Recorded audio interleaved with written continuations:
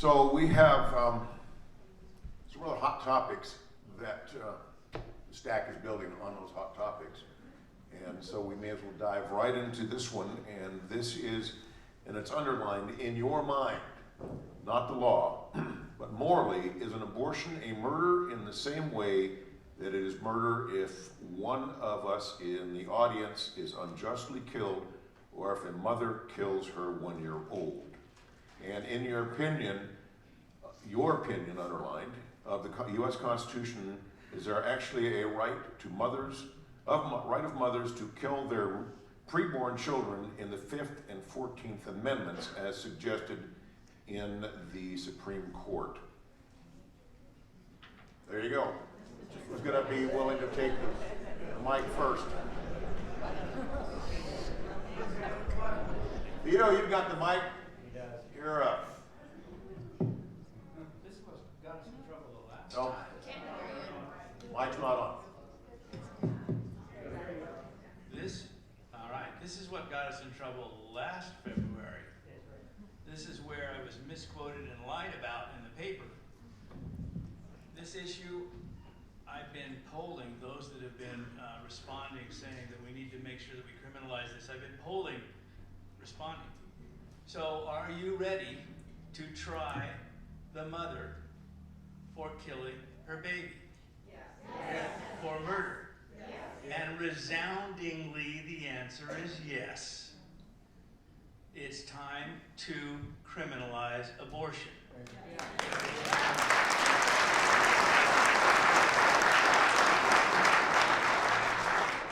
The reality is that it's not likely to get done in the legislature, but if it were to become law, at least they wouldn't be killing them in the state of Idaho. They can go to Washington, they can go to Oregon, and it's going to be what it is. The funny thing is that much of the time we talk about law as to whether it's supposed to just avoid law breaking, not punish the lawmakers, but just keep you from doing it. Well, in this case, it would keep people from doing it. That's for sure. If they're going to go, they're going to travel, they're going to travel.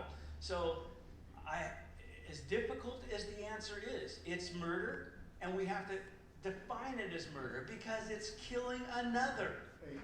Amen.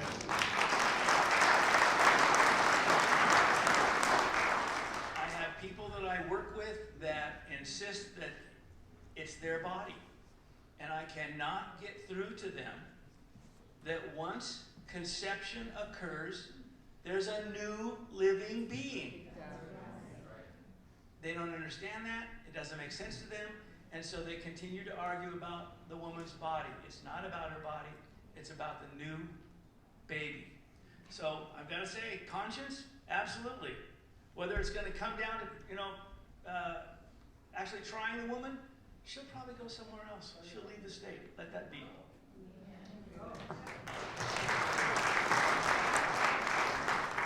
And I agree with everything my good friend has said. I would say that the other part of the question was about the Supreme Court and their decision. And we've got judicial activist courts that are changing our laws. And we take a note to uphold the Constitution, both of the state and the federal constitutions. And there's nothing in there. It's designed to protect life, liberty, and property. So we've gotten off course. The courts have become way more powerful than they were constitutionally designed to be. And so now we're facing those consequences. I had hopes prior to this election that there might be some changes that would come through the U.S. Supreme Court. Now that's all up in the air. None of us knows where we're going with that, but we got there through the courts, and I don't know how we're going to get out of it exactly, but we could start that goal by, there's some things we need to do in Idaho, actually, reactive things to what's coming from the federal administration. But anyway, I agree with you.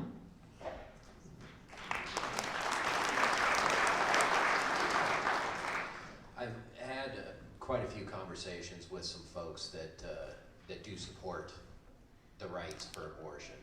They give their reasons why, and I ask them, at what point does it go from being not a life to a life? What's the line? Show me a hard scientific line, and we can have a conversation about it.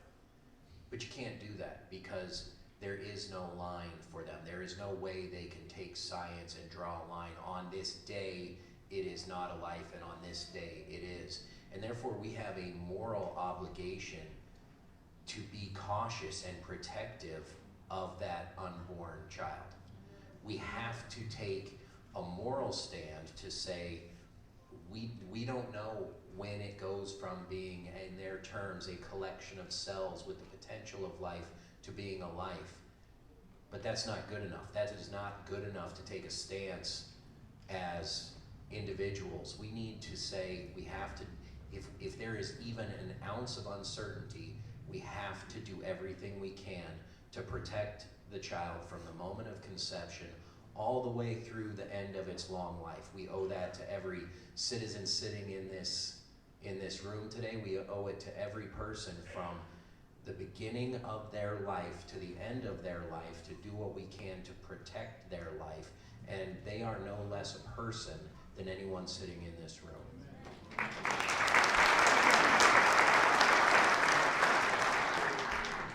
Thank you. As the only woman up here that has given birth 4 times, I will tell you that I believe that life begins at conception, when fertilization happens. That said, and I am absolutely pro-life, and I think that, and I often joke that I'm pro-choice because I believe that the choice happens before you have sexual intercourse.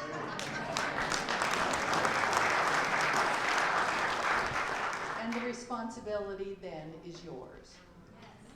So that being said, we are part of a governmental system that is in many ways, and we find this happening over and over again, the federal government and the judiciary system holding down the decisions that we as a state would like to make.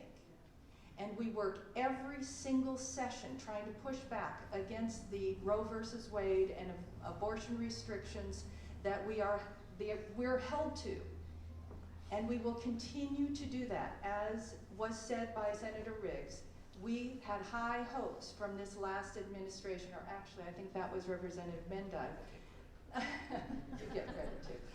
This last administration, we had high hopes that the Ninth Circuit Court of Appeals would have a couple of new appointees. We were on the verge of getting them, and it would have tipped the scales so that we would have more conservative decisions coming out of that Court of Appeals. But we didn't get them in time, and the election changed a lot.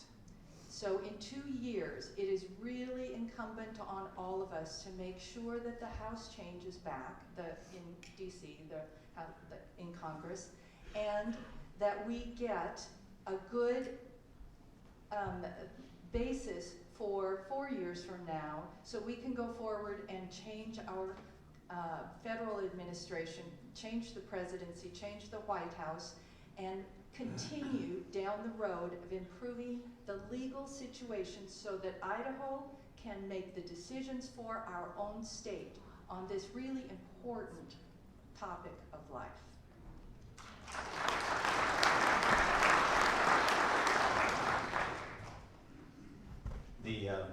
My son is sitting over here. He'll tell you I'm a man of few words, and a lot has been said. But I believe, so I'm going to be short in my answer, and that is that life begins at conception. A child, whether it's born or unborn, is a human life and deserves protection. I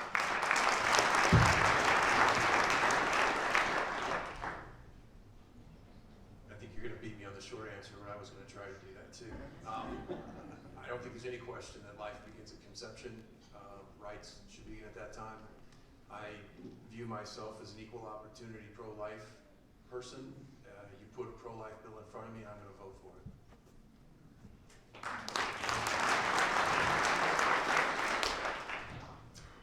I'd like to start by saying that the decision that the Supreme Court made with Roe versus Wade was a legal opinion, not a ruling. The supreme law of the land is not the U.S. Supreme Court, it is the U.S. Constitution.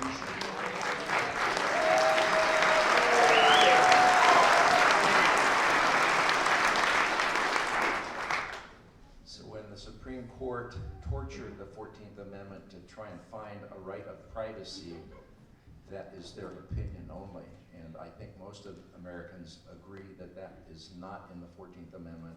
It is a complete twisting. It's judicial activism from the bench, and I'm against that. So I am 100% in agreement with all the other representatives and senators that have already spoken.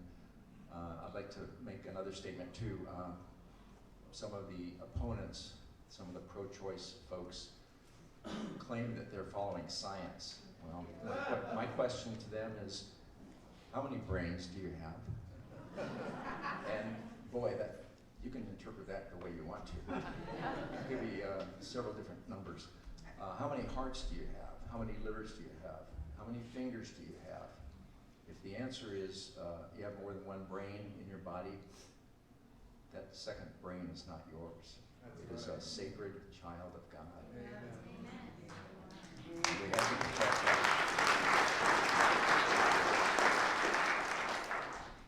It is already declared to be murder to abort an infant here in the state of Idaho. There's just an exception against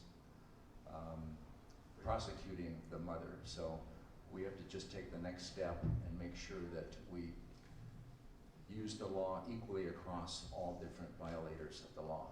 Thank you.